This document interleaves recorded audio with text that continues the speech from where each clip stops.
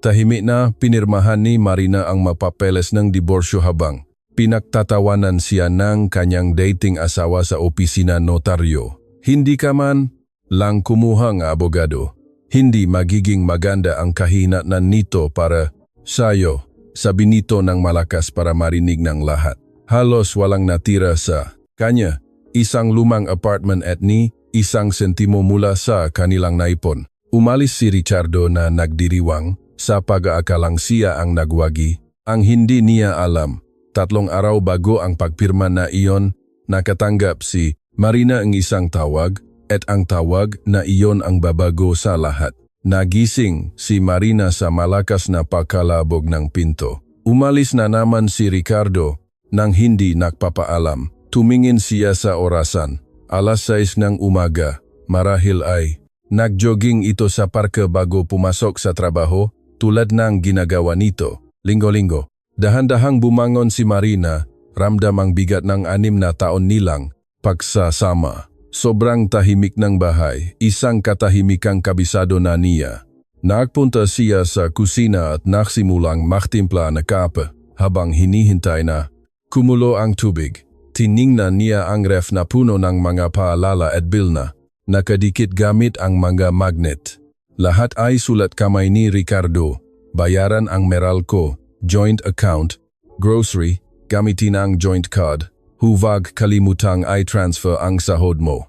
Si Marina ay nagtatrabaho bilang part-time na sekretarya sa isang physical therapy clinic. Malit ang sahod, pero sapat na para maramdaman niyang may silbi siya. Ang problema, tuwing araw ng sahod hinihintay siya ni Ricardo sa bahay na hawak ang cellphone. Nai-transfer mo na? Tanong nito nang hindi man lang tumitingin sa kanya. Hindi pa, minsay sagot ni Marina para lang makita ang reaksyon nito. Marina, di ba nag-usap na tayo? Ako na ang bahala sa mga bayarin. Ideposito mo ang sahod mo. Mas organisado. Hindi ka marunong sa investments, sa pagpaplano. Kaya, ako na ang bahala. At bawat buwan, walang palya niyang tini-transfer ang sahod. Nang umagang iyon, naggape si Marina mag-isa, nakatingin sa labas ng bintana ng kusina. Ang kapitbahay sa kabilang gusali ay nagsasampay ng damit. Isang simpleng buhay, ngunit tila mas malaya kaysa sa kanya. Tumunog ang kanyang cellphone. Ang amo niya sa clinic. Marina, pwede mo bang i-cover ang shift sa hapon? Nakasakit si Carla. Opo, walang problema. Binaba niya ang tawag at alam na niya ang mangyayari. Ayaw ni Ricardo na binabago niya ang kanilang routine ng walang paalam. Sabi nito, ginugulo nito ang kanyang plano. Nag-text si Marina para sabihing magtatrabaho siya hanggang gabi. Ilang segundo lang, dumating ang sagot. Na naman, kailangan mong matutong tumanggi. Inaabuso ka na nila, hindi mo pa napapansin. Binasa ito ni Marina ang ngunit hindi sumagot. Itinabi niya ang cellphone at naligo. Pagdating sa klinik, mabilis lumipas ang umaga. Gusto niya ang kanyang trabaho. Ang pag-ayos ng mga file, pag-asikaso sa mga pasyente, pakikipag-usap sa mga tao. Dito, nararamdaman niyang nakikita siya, may silbi siya. Sa oras na tanghalian, kumain siya ng mabilis na sandwich sa pantry at bumalik sa reception. Noon bumukas ang pinto at nakita ni Marina ang isang eksenang hindi niya inaasahan. Pumasok si Ricardo sa klinik, naka-Amerikana, taglay ang postura ng isang importanteng abogado. Bumilis ang tibok NG puso ni Marina. Uy, anong ginagawa mo rito? Tanong niya, pilit na ngumingiti. Sinusundo kita, kailangan nating mag-usap. Ricardo, nagtatrabaho ako hanggang alas 6. Mamaya na. Important to. Tumingin si Marina sa paligid. May 3 pasyenteng naghihintay. Nasa loop ang physiotherapist at may ginagamot. Hindi siya pwedeng umalis basta-basta. Hindi. Ako pwede ngayon. Sa bahay na lang tayo mag-usap mamaya. Huminga ng malalim. Si Ricardo, sa paraang ginagawa nito kapag naubusan na ang pasensya. Marina, hindi ito pakiusap. Seryoso to. Halika na. Nanlamig ang kanyang dugo. Kilala niya ang tono ngang boses na iyon. Iyon ang tono na ginagamit nito kapag hindi ito tumatanggap ngang hindi. Tumingin si Marina sa pinto ngang opisina ngang physiotherapist. Inisip na huminging tulong. Pero ano ang sasabihin niya? Gusto akong paalisin ng asawa ko sa trabaho at hindi ako makatanggi. Bigyan mo ako ngang 5 minuto. Mahina niyang sabi. Pumasok si Marina sa opisina, humingi ng paumanhin sa kanyang amo at nag-imbento ng family emergency. Pinayagan naman siya ang babae na halatang nag-aalala. Kinuha ni Marina ang kanyang bag, nang hihina ang mga tuhod at lumabas kasama si Ricardo. Habang naglalakad papunta sa kotse, wala itong imik, naglalakad lang sa unahan na nakapamulsa. Sumakay si Marina sa passenger seat at naghintay. Pinaandar ni Ricardo ang kotse, ngunit hindi umalis. Gusto ko ng diborsyo, sabi nito, nakatingin sa harap. Pakiramdam ni Marina ay gumuho ang kanyang mundo. Ano? Diborsyo? Hindi ko na. Kaya, Marina, hindi na tayo nakakasundo, hindi ka umuunlad, hindi ka nag-evolve. Hinihila kita patas pero nananatili ka sa dati. Deserve ko ang 1 taong ka-level ko. Natahimik siya, pinoproseso ang lahat. 6 na taon ng pagsasama, ng pagbabahagi ng buhay, ng pagtanggap sa lahat ng tahimik, at ngayon, basta na lang niyang inanunsyo ang pagtatapos sa parking lot ng klinik kung saan siya nagtatrabaho. May iba ka na ba? Tanong ni Marina. Nanginginig ang boses. Nagtagal bago sumagot si Ricardo. Nang magsalita ito, hindi ito tumingin sa kanya. Si Isabel, taga-opisina. Kilala ni Marina si Isabel. Nakapunta na siya sa mga Christmas party ng law firm at nakausap ito.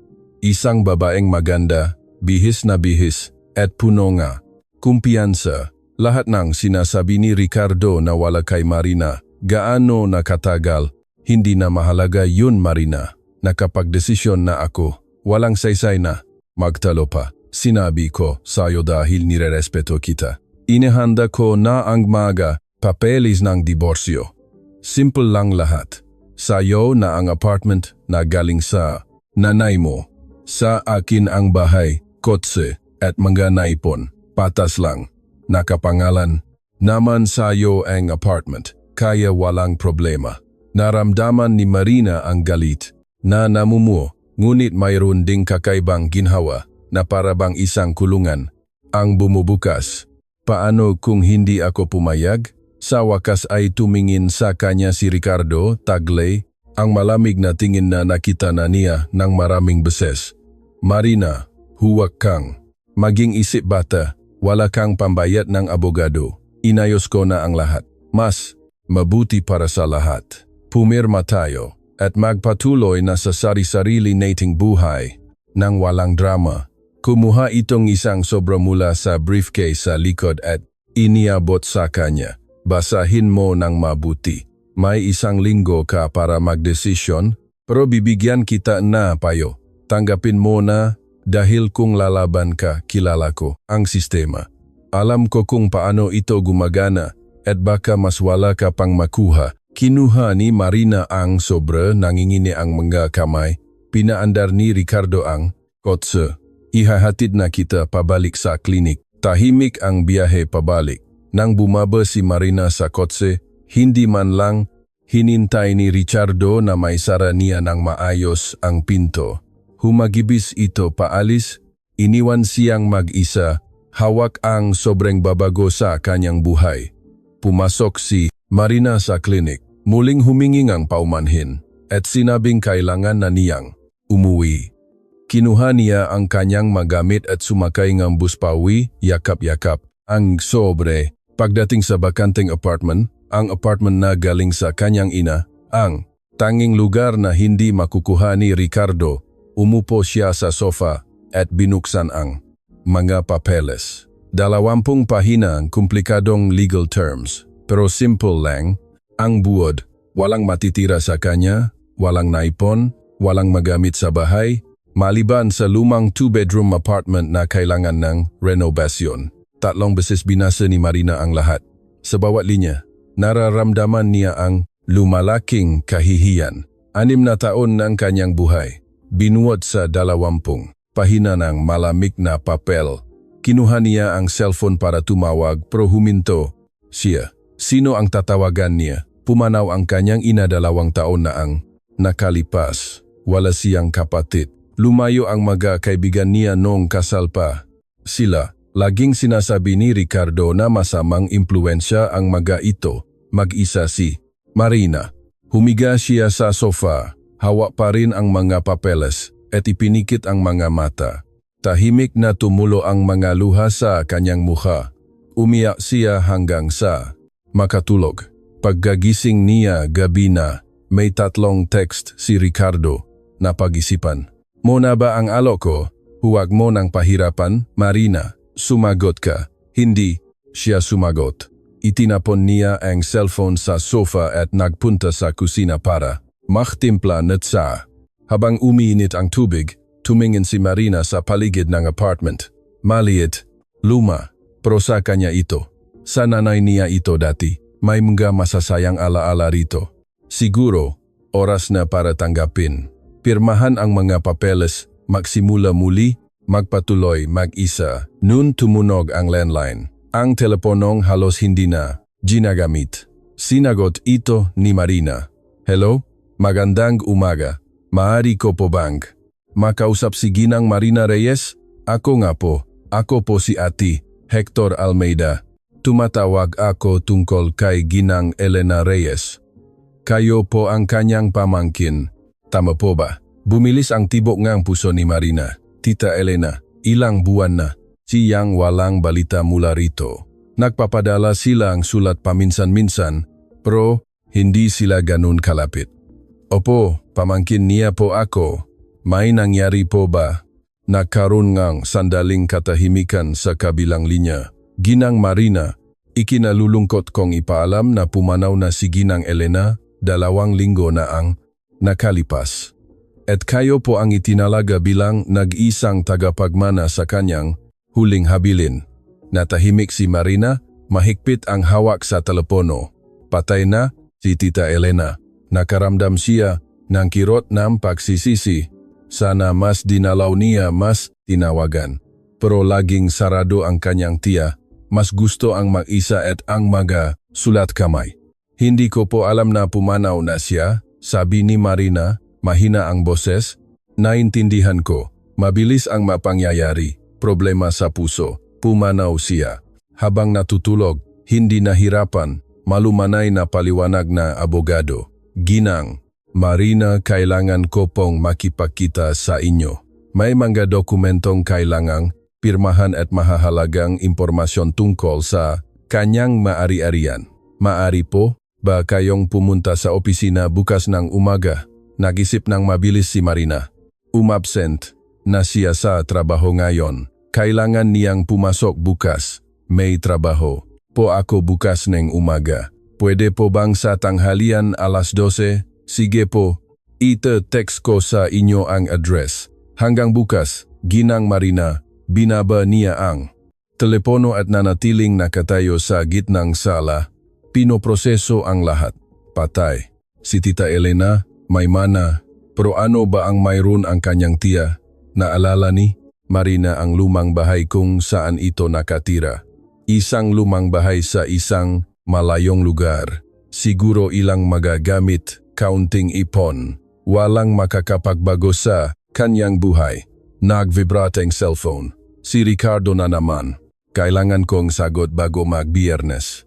Huwag mo akong pag-aksayahan ng oras. Huminga ng malalim si Marina at nag-type. Sige, pipirma ako.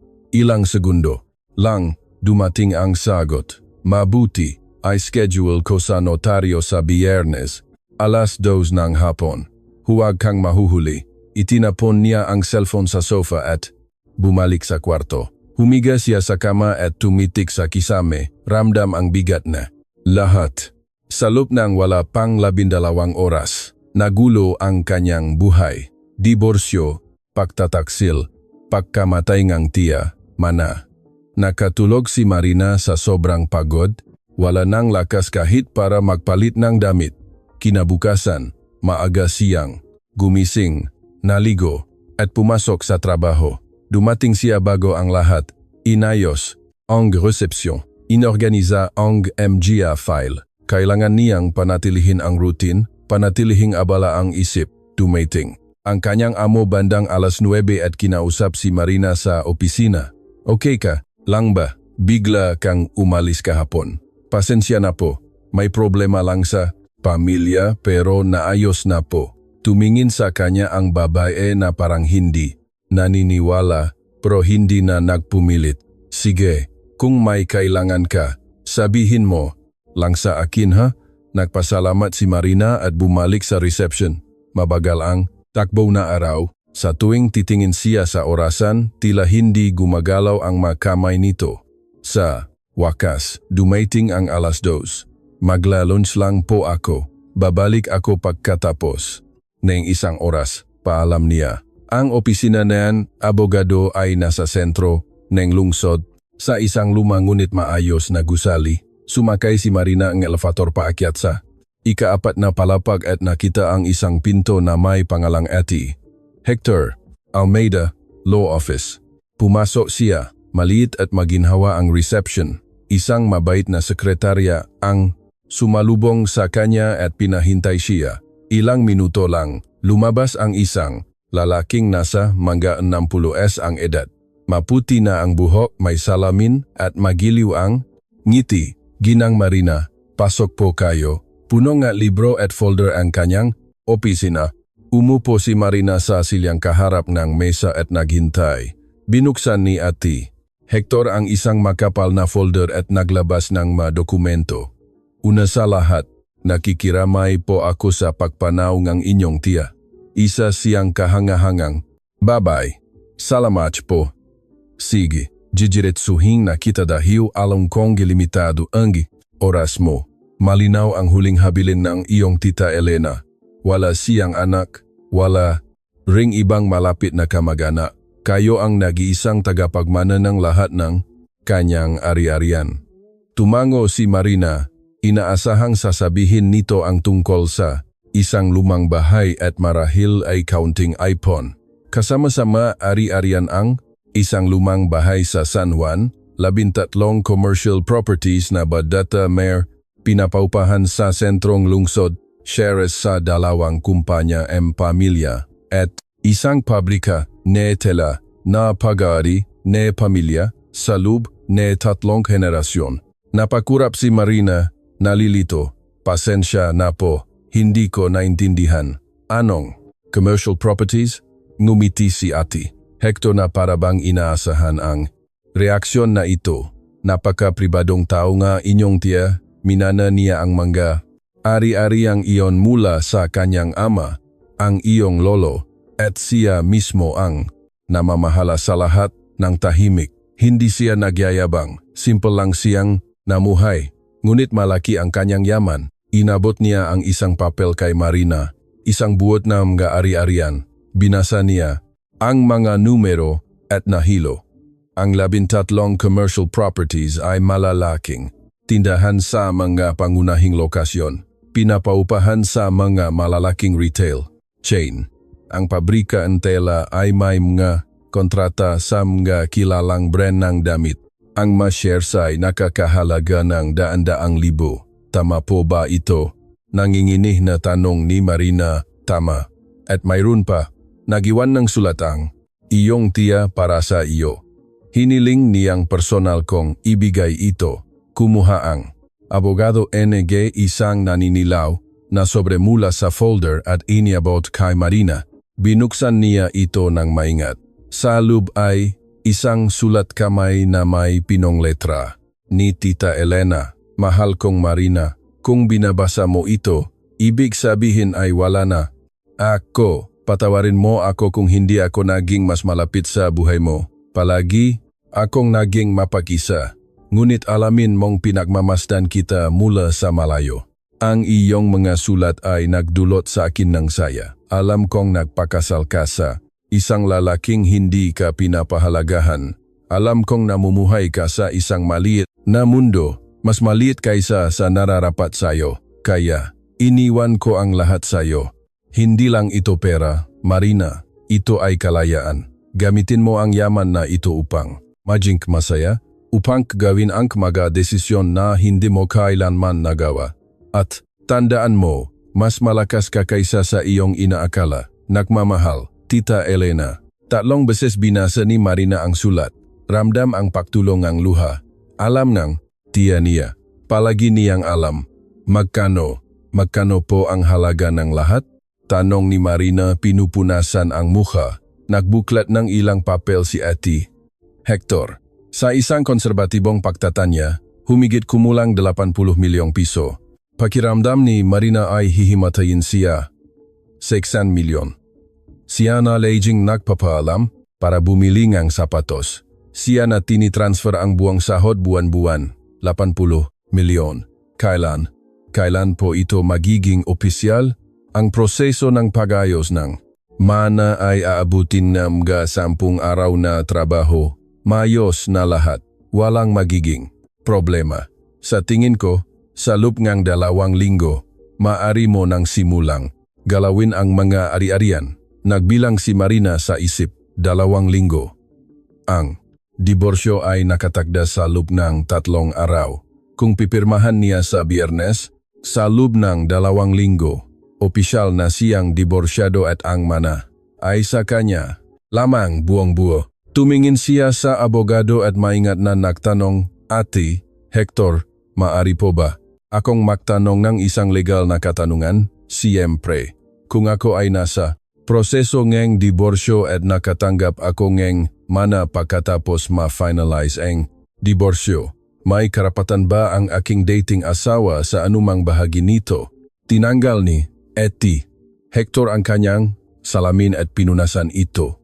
Hindi, ang mana ay isang personal na pag-ari at hindi kasama sa hatian ng ari-arian ng maasawa. At kung ang mana ay naging opisyal pagkatapos ma-finalize ang diborsyo, ang iyong dating asawa ay walang karapatan sa kahit ano.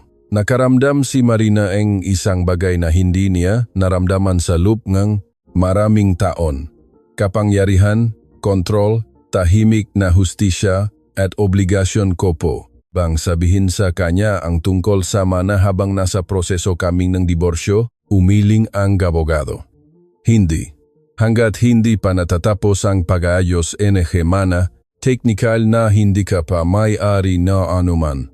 Wala kang legal na obligasyon na ideklara ang isang mana na hindi pa opisyal na sayo. Tumayo si Marina, itinago ang sulat ng kanyang tiya sa bag at nakipagkamay kay Ate Hector. Maraming salamat po sa pagpupulong. Sa lahat. Walang anuman. Ipapalam ko sa'yo ang progreso. Lumabas si Marina sa opisina na nangangatog ang mga binti. Bumaba siyang elevator, lumabas ang gusali, at naglakad papunta sa isang maliit na parke. Umupo siya sa isang bangko at pinanood ang mga taong dumaraan. 80 milyon, kalayaan, isang bagong buhay.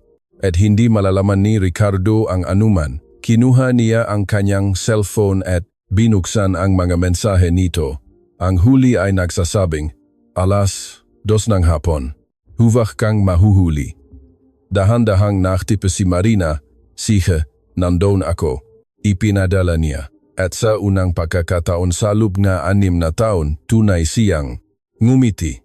Ang sumunod na 2 araw ay tila dumaan sa slow motion. Nagtrabaho. Si Marina umuwi, nagpanggap na normal. Ngunit sa loob niya, pinaplano niya ang bawat detalye. Noong Huwebes ng gabi, tumawag si Ricardo. Bukas na ang malaking araw. Handa ka na ba? Handa na ako. Mabuti. At Marina, alam kong mahirap ito para sa'yo, pero ito ang pinakamabuti. Makikita mo, halos matawa siya. Ricardo, alam kong ito ang pinakamabuti. Makita na lang tayo bukas. Binaba nito ang tawag. Itinago ni Marina ang cellphone at natulog ng maga. Kailangan niyang maging handa para sa kinabukasan. Noong Biyernes, gumising. Siya, pumiling simpleng damit maong at puting blusa at pumasok sa trabaho. Sinabi niya sa kanyang amo na kailangan niyang umalis ng maaga para asikasuhin ang isang personal na bagay. Pinayagan naman siya nito. Alas 1:45 hapon, nasa tapat na si Marina ng opisina ng notaryo. Malakas ang kabo ng kanyang dibdib. Ngunit kalmado siya, determinado. Dumating si Ricardo ng eksaktong alas 2. Hindi siya nag-isa. Sa tabi niya, may mapagmataas ng GT, si Isabel, ang kabit, ang iba. Nakaramdam si Marina ng kiro ng galit, nungit huminga ng malalim at nanatiling kalmado. Sabi niya ng walang emosyon, bilisan na natin to, sagot ni Ricardo. Dire-diretsong pumasok sa opisina. Dumaan si Isabel kay Marina at bumulong walang personalan ha, makaka-move on ka rin. Tumingin si Marina sa kanya at ngumiti.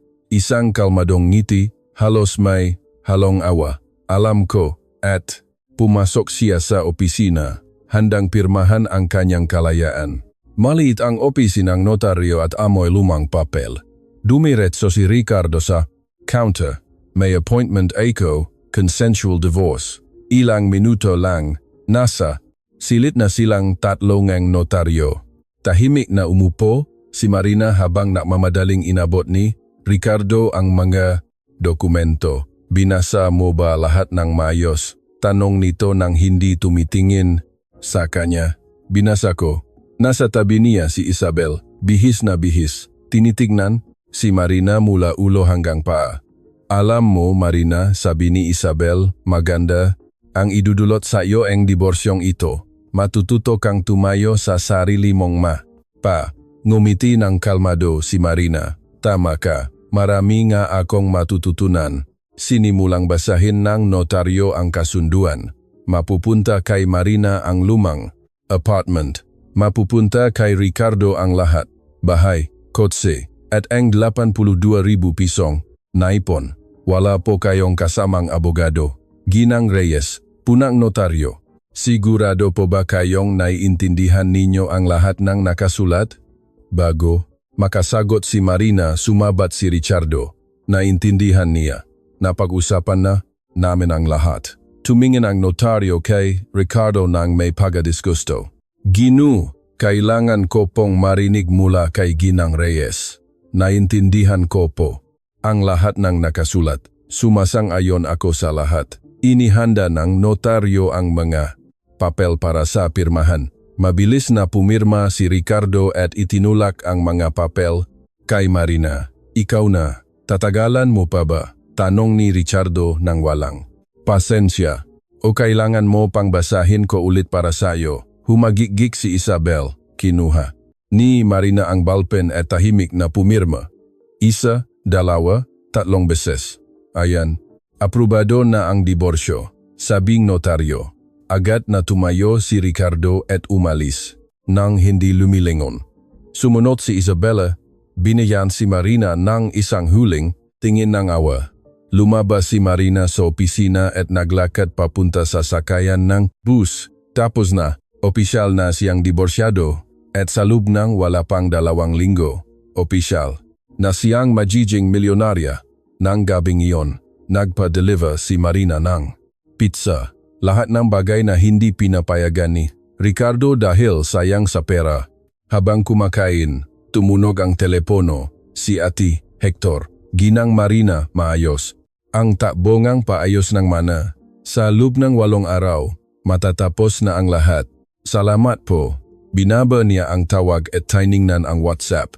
May mensahe mula kay Ricardo. Mas madali pa sa inaasahan ko. Good luck sa bago mong buhay.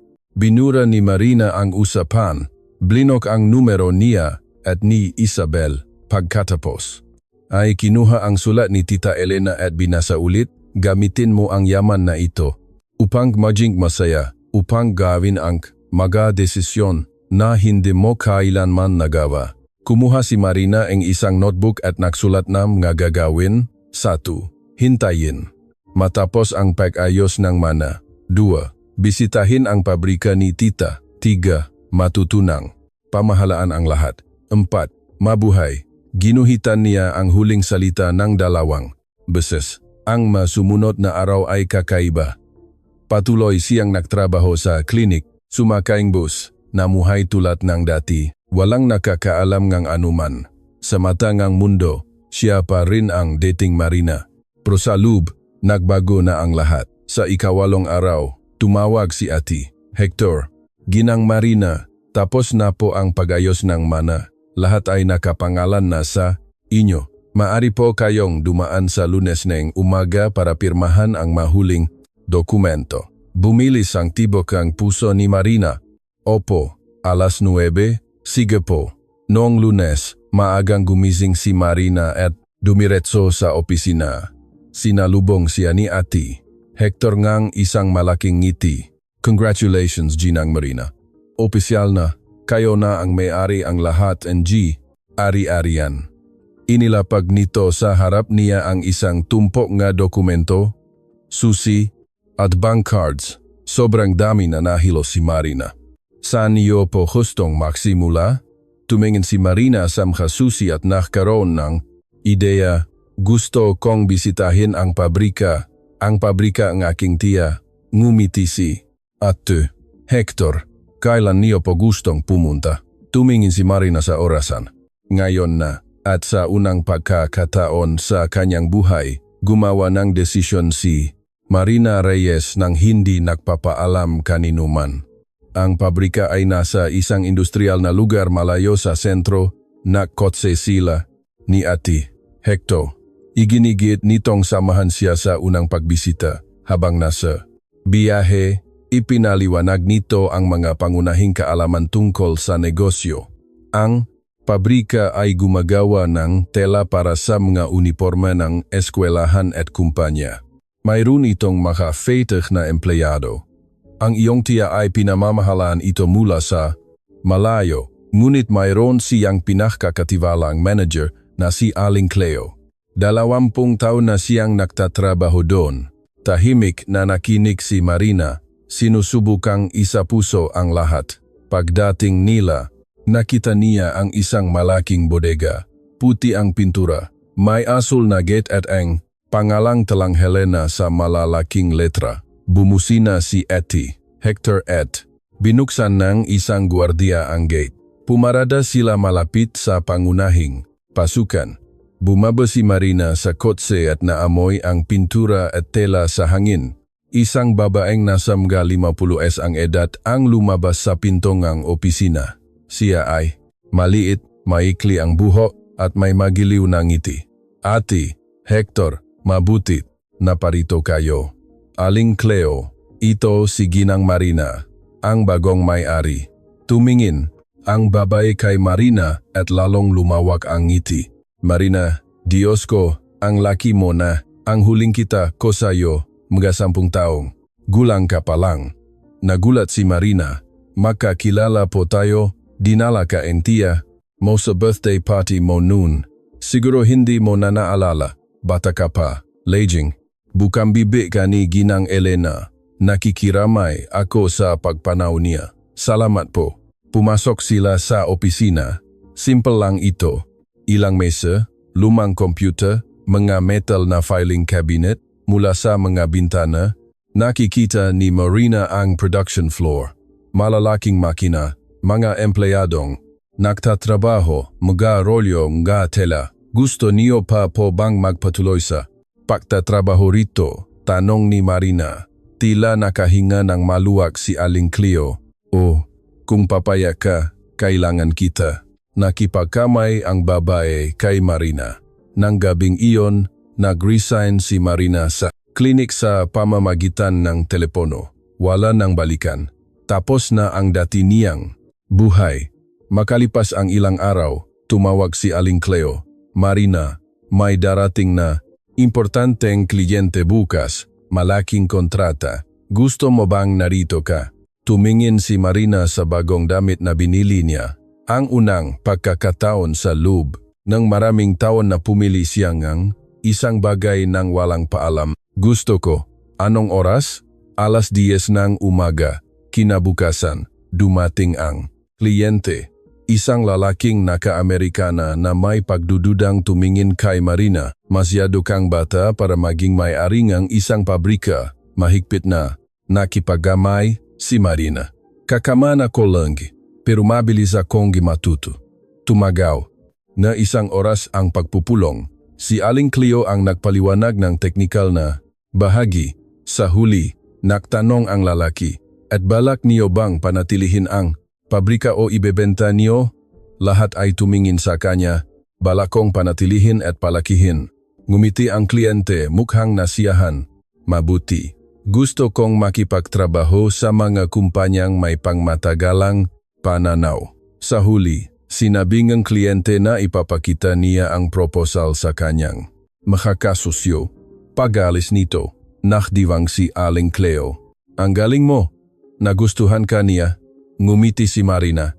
Nakakaramdam nga pagmamalaking hindi niya pa naramdaman noon. Sa tingin mo tatanggapin niya? Sa tingin ko maganda ang alok natin at nagpakita ka ngang tiwala. Ginugol ni Marina ang buong araw sa pabrika, natututo patungkol sa mga proseso.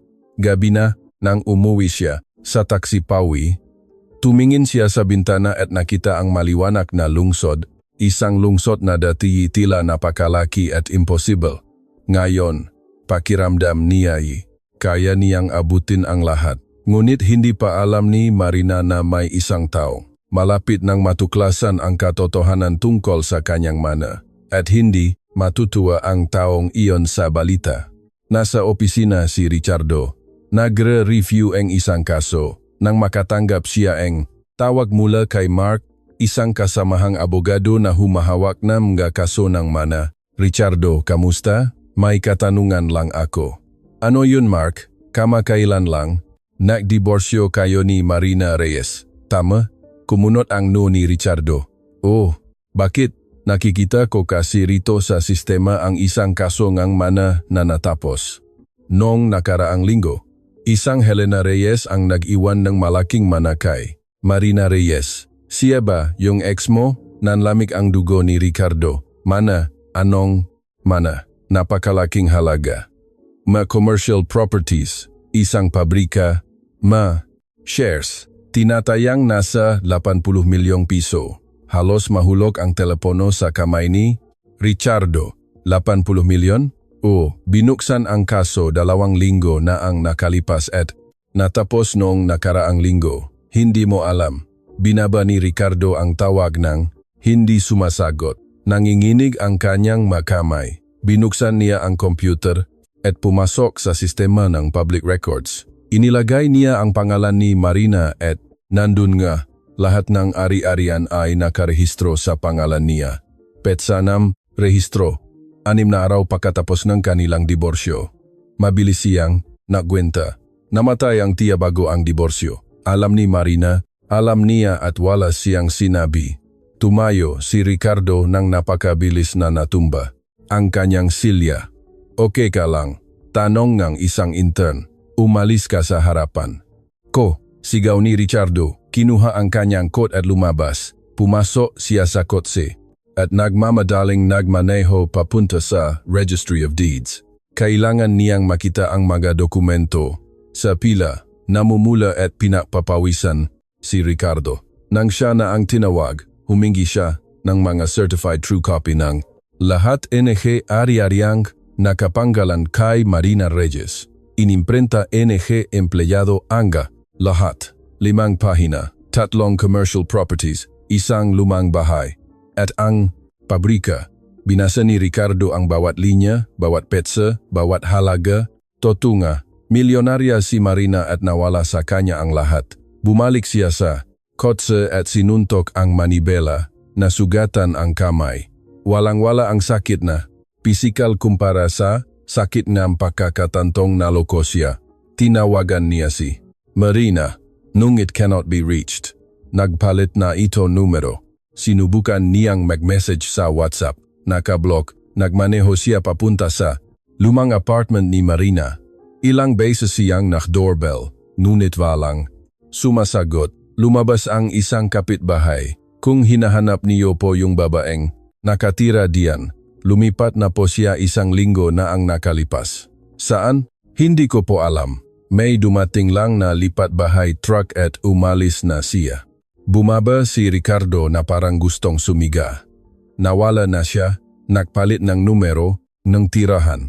Binura ang lahat ng bakas. Umuwi siyang galit na galit. Nandun si Isabella, nanonood ng TV. Ang aka mo. May problema ba? Tanong nito. Ibinaksak ni Ricardo ang kanyang briefcase. Nagmana si Marina, nege 6 milyon. Biglang napaupo si Isabella, pinatay ang TV. Ano? Narinig mo ako. 6 milyon. Namatay ang tiya niya at iniwan lahat sa kanya. At wala siyang sinabi sa diborsyo. Alam niya pero nagpanggap siyang wala. Natahimik si Isabel. Legal ba yan? O, naging opisyal lang ang mana. Pagkatapos nehi diborsyo, teknikal na hindi siya obligadong ideklara. Pero pwede mo siyang kasuhan. Diba, ipaanol ang diborsyo, umiling si Ricardo. Hindi. Sinuri ko na. Wala akong pwedeng gawin. Legal ang ginawa niya. Tumayo si Isabel, 80 milyon. Ricardo, nawalan ka na 80 milyon. Alam ko, sigaw niya. Huminto si Isabel at tumingin sa kanya ng malamig. At ngayon, anong gagawin mo? Hindi ko alam. Kailangan ko siyang makausap. Bakit niya ginawa? Tumawa si Isabel ng walang saya. Halata naman. Ganti. Minalit mo siya. Tinrato mo siyang parang basura sa loob ng maraming taon. Ibinalik lang niya sa iyo. Tumingin si Ricardo kay Isabel, nagulat sa tono nito. Pinagtatanggol mo ba siya? Hindi. Nagiging makatotohanan lang ako. Talo ka, Ricardo, at talo rin. Ako, anong ibig mong sabihin? Kinuha ni Isabel ang kanyang bag. Pumasok ako sa relasyong ito dahil akala ko isa kang matagumpay na lalaki, mayaman, may kinabukasan. Pero ngayon, nawala sa iyo ang kalahatingang yaman mo sa diborsyo. Baon ka sa utang, at higit sa lahat, naloko ka ex-wife mo na labis mong minamaliit. Naramdaman ni Ricardo na gumuho ang kanyang mundo. Isabel, teka, hindi, naghintay na ako ng matagal. Sinabihan na kita na huwag mong maliitin si Marina. Sinabihan na kitang kumuha nga totong abogado, pero hindi ka nakinig. Masyado kang kampante, masyadong arogante at tingnan mo kung anong nangyari. Nakikipag-iwalay ka na ba sa akin? Ayokong manatili sa isang talunan? Ricardo, may pangarap ako at hindi ka na bahagi noon. Pumunta siya sa pinto. Bago umalis, lumingon ito at sinabing, at tungkol kay Marina? Matagal ko nang alam na mas matalino siya kaysa sa iyo. Hindi ko lang alam kung gaano. Sumara ang pinto. Naiwan si Ricardo sa gitna ng sala, tulala. Sa loob na 2 oras, nalaman niyang milyonarya ang kanyang ex-wife at iniwan siya na kanyang girlfriend. Umupo siya sa sofa, nakatulala. Paano gumuho ang lahat ng ganito kabilis? Sa mga sumunod na araw, sinubukan ni Ricardo ang lahat. Tumawa siya sa opisina ng abogadong nag-asikaso ngang mana, pero tumanggi itong magbigay nga impormasyon. Pumunta siya sa pabrika. Hinarang siya ng guwardiya. May appointment po ba kayo, sir? Wala, pero kailangan kong makausap si Ginang Marina. Hindi po siya tumatanggap ng walang appointment. Pwede po kayong mag-iwan ng mensahe. Sabihin mo si Ricardo ang dating asawa niya. Kinuha ng guwardiya ang telepono. Mahina siyang nagsalita. Pagkatapos, tumingin kay Ricardo. Sabi po niya, wala na siyang dapat pag-usapan pa sa inyo. Sumiklap ang galit ni Ricardo. Hindi mo naiintindihan. Kailangan ko siyang makausap. Pasensya na po sir, pero malinaw po ang utos niya. Sinuntok ni Ricardo ang hood ng sarili niyang kotse. Nagulat ang guwardiya. Pagkatapos ay umalis ito ng mabilis. Naging obsesyon niya ang paghahanap kay Marina. Sa opisina, hindi siya makapag-concentrate. Nagkakamali. Sa makakaso, nakakalimutan ang mahiring. Nagsimula ng magreklamo ang kanyang mga kasosyo. Ricardo, anong nangyayari sa'yo? Isang hapon, kumakain si Ricardo sa isang restaurant nang may nakita siyang nagpatigil sa kanya. Papasok si Marina sa isang luxury store sa kabilang kalsada. Iba na siya, elegante ang damit, ayos ang buhok, puno NG kumpiyansa. Sa tabi niya ay isang mas matandang babae na kausap niya at tumatawa. Nagmamadaling nagbayad si Ricardo at tumawid. Pumasok siya sa tindahan at nakita si Marina na sumusukat nga isang mamahaling relo. Marina, malakas niyang tawag. Lumingon ito. Nang makita si Ricardo, walang nagbago sa mukha niya. Ricardo, anong kailangan mo? Lumapit siya, ngunit humarang ang kasama ni Marina si Ailing Cleo. Sino to? Tanong nito. Manager ko, si Ailing Cleo. Ito si Ricardo, ang dati kong asawa. Tiningnan ni Aling Cleo si Ricardo mula ulo hanggang paa nang may pagamat. Hindi pinansin ni Ricardo ang babae at diretsong naksalita kay Marina. Kailangan nating mag-usap ngayon. Ibinaba ni Marina ang relo at tumingin sa kanyang magamata. Tungkol saan? Alam na alam mo kung tungkol saan. Niloko mo ako. Itinago mo ang mana. Ngumiti si Marina. Isang kalmadong ngiti. Wala akong itinago. Hindi pa sa akin ang mana noong na-diborsyo tayo. Wala akong obligasyong sabihin ang isang bagay na hindi pa sa akin. Hindi yan tapat. Manipulasyon yan. Hindi tapat, ulit ni Marina. At sa unang pagkakataon, naging malamig ang kanyang boses. Kinontrol mo ang pera ko sa loob na 6 na taon. Pinaniwala mo akong wala akong kakayahan, ipinahiya mo ako sa harap ng ibang tao, ipinagbalit mo ako sa kabit mo, at nagawa mo pa akong iwanan. Nang walang-wala sa diborsyo, at ako pa ang hindi tapat, walang may sagot si Ricardo. Naksimula nang tumingin ang mga tao sa tindahan. Wala akong ginawang ilegal, patuloy ni Marina, ginamit ko lang ang mga patakaran ng laro na gustong-gusto mo, at nanalo ako. Kinuha niya ang kanyang bag at nagsimulang umalis. Hinawakan ni Ricardo ang braso niya. Teka Marina, pakiusap. Pwede nating ayusin to. Marahas na inalis ni Marina ang kanyang braso. Wala na tayong pwedeng ayusin. Wala nang tayo. Ikaw ang pumili nito. Ngayon, harapin mo ang kahihinatnan. Umalis siya ngang tindahan kasama si Aling Cleo. Naiwan si Ricardo. Pinaktitinginan na lahat. Lumapit ang tindero. Sir, bibili po ba kayo? O, umalis si Ricardo nang hindi sumasagot. Nakakuyom ang magakamao. Nang gabing iyon, mag-isa lang siya sa bahay, gulong-gulo ang isip, tinitingnan. Ang cellphone, iniisip na tawagan si Isabel. Ngunit alam niyang walang saysay. Nawala na kay Ricardo ang lahat. Asawa, yaman, kabit, dignidad, at ang pinakamasakit, natalo siya ni Marina. Ang babaeng labis niyang minamaliit. Nanalo ito sa katahimikan.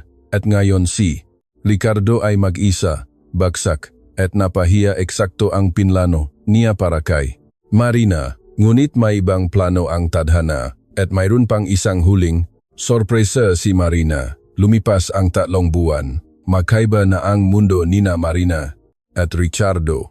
Gumigising si Marina sa kanyang bagong apartment. Isang modernong, espasyosa, isang tahimik na lugar. Hindi magarbo, hindi mapagpasikat. Natutunan niyang hindi niya estilo ang pagyayabang. Ang buhay niya ngayon ay may layunin at responsibilidad.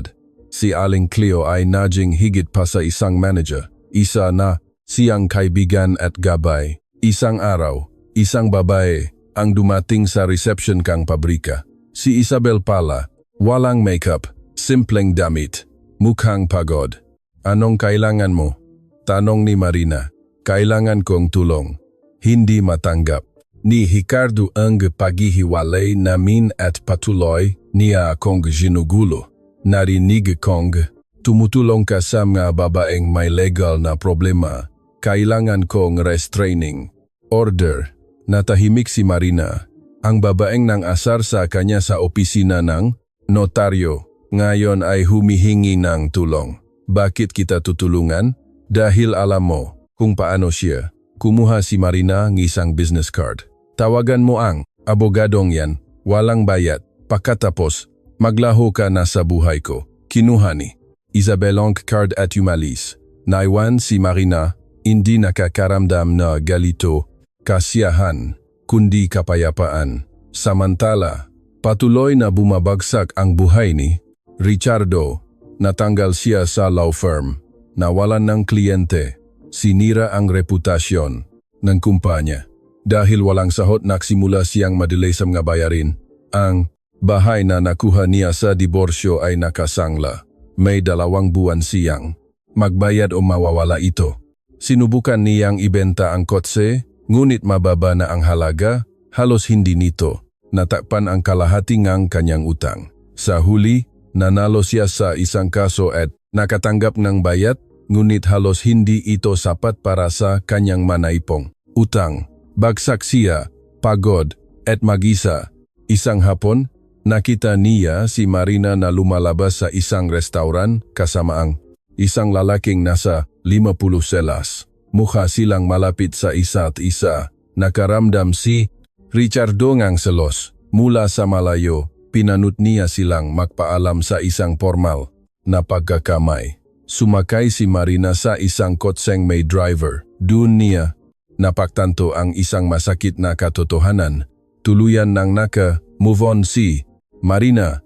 Wala na siyang pakialam kay Richardo at mas masakit iyon kaysa sa anumang konfrontasyon. Makalipas ang 2 buwan, nawala kay Ricardo ang bahay. Lumipat siya sa isang maliit at murang apartment. Nakakuha siya ng mga pansamantalang trabaho. Gabi-gabi, pauwi siya sakay ng bus nang makita niya ang isang malaking billboard. Talang Helena, kalidad na nagbibihis sa kinabukasan. At sa ibaba, Marina Reyes, Direktor. Bumaba si Richardo sa bus at pinanood ang billboard. Ang kumpanyang kanyang dating asawa ay lumalago na. Nanlambot ang kanyang matuhod. Ang buhay na kanyang sinayang, ang babaeng kanyang minaliit ay nasa itaas na ngayon, maliwanag, matagumpay. At siya ay nasa ibaba, mag-isa, bagsak at nakalimutan. Ngayon niya naintindihan, hindi lang pera ang nawala sa kanya, nawala ang nagisang taong tunay na nagmamalasakit sa kanya. At huli na ang lahat. Ngunit hindi pa tapos ang kwento ni Marina, mayroon pa siyang huling plano, isang planong hindi lang babago sa kanyang buhay, kundi sa buhay ngang maraming iba pang kababaihan. 6 na buwan pagkatapos ng diborsyo, nakatayo si Marina sa harap ng isang maliit na gusali sa sentro ng lungsod. Ito sa Emeja Minana Nija. Sa tabi niya, si Aling Cleo. Sigurado ka na ba rito? Malaking trabaho to. Ngumiti si Marina. Sigurado ako. Nagpasya si Marina na magbukas ang isang libreng legal support center para sa mga kababaihang nasa mapang-abusong proseso ang diborsyo. Gagamitin niya ang bahagi ang kita ang pabrika para bayaran ng mga abogado, psychologist, at social worker. Sa loob na 2 buwan, naktrabaho ng husto si Marina, inayos ang lugar, kumuha ng tauhan. Ang espasyo ay ginawang maginhawa at ligtas. Sa araw nga pagbubukas, hindi siya nagimbitang media. Isang maliit na anunsyo lang sa diaryo, Helena Reyes Support Center. Libreng tulong, legal para sa mga kababaihan sa prosesong diborsyo. Walang panghuhusga, may respeto. Sa unang araw, 3 babae ang dumating. Bawat isa ay may kwento ng kontrol, karahasan, at takot mga kwentong katulad ng sa kanya. Tinulungan niya sila, binigyan ng abogado at suporta. Nang umalis ang huling babae, naiwan si Marina, nakakaramdam na tunay na layunin. Hindi na lang siya basta nabubuhay, gumagawa na siyang pagbabago. Samantala, patuloy ang pagbagsak ni Ricardo. Nakakuha siya na trabaho sa isang maliit na law firm na maliit ang sahod. Isang hapon, nakita niya ang isang poster na nakadikit sa post. ang anunsyo nga center ni Marina na may maliit na litrato. Nito, naramdaman niya ang kirot sa dibdib. Ginamit ni Marina ang yaman para tumulong sa iba. Pinunit niya ang poster, ngunit hindi nawala sa isip niya ang nakangiting mukha ni Marina. Isang taon pagkatapos ng diborsyo, nagpupulong ang team na support center ni Marina. Nakatulong na sila sa mahigit 100 na babae. Ang mga donasyon ay dumarami. Maaari na tayong mag-expand, sabi ni Ate. Hector, ngumiti si Marina. Dahan-dahan lang. Pagkatapos ng pulong, pumunta siya sa pabrika. Maunlad ang produksyon. Bago ang mga kontrata at empleyado, tiningnan niya ang paligid, lahat ay mayos at masagana. Hapon, umuwi si Marina. Nahanda ng simpleng hapunan at kumain ng dahan-dahan. Kinuha niya ang dati niyang notebook. 1. Hintayin matapos ang mana. 2. Bisitahin ang pabrika. 3. Matutunang pamahalaan. 4. Mabuhay. Tiningnan niya ang huling salita. Nagawa niya. Sa wakas, nabubuhay na siya. At hindi lang iyon, tinutulungan din niya ang ibang kababaihan na mabuhay. Tumunok ang telepono. Hello Marina, nakuha ko ang numero ng center. Kailangan ko ng tulong. Pamilyar kay Marina ang nanginginig na boses sa kabilang linya. Makinig ako, sabi niya. Nagsimulang magkwento ang babae. Isang kontroladong asawa, isang hindi patas na diborsyo. Nang matapos ito, sinabi ni Marina nang may kalmadong boses. Hindi ka nag-iisa. Tutulungan ka namin, pumunta ka bukas ng alas 9. Binaba niya ang telepono at tumingin sa labas. Iniisip niya si Ricardo. Natuto kaya ito? Ngunit, mabilis niyang iwinaksi ang mga kaisipang iyon. Hindi na niya problema si Ricardo. Ginawa nito ang kanyang desisyon. Ginawa rin ni Marina ang sa kanya, pinili niyang maging malaya, maging matatag, maging mapagbigay. Pinili niyang mabuhay ng totoo at hindi na muling magpapaalam kaninuman. Akala niya, nawala sa kanya ang lahat, ngunit ang pagkawala pala ang simulang na paghahanap sa kanyang sarili. Nagpatuloy si Marina ng walang galit, walang pahihiganti, walang ingay. Dinala niya lamang ang tunay na mahalaga, ang tapang na piliin ang sarili niyang landas. At kapag natutunan iyon ngang isang tao, hindi na siya muling papayag na mamuhay sa buhay ngang iba.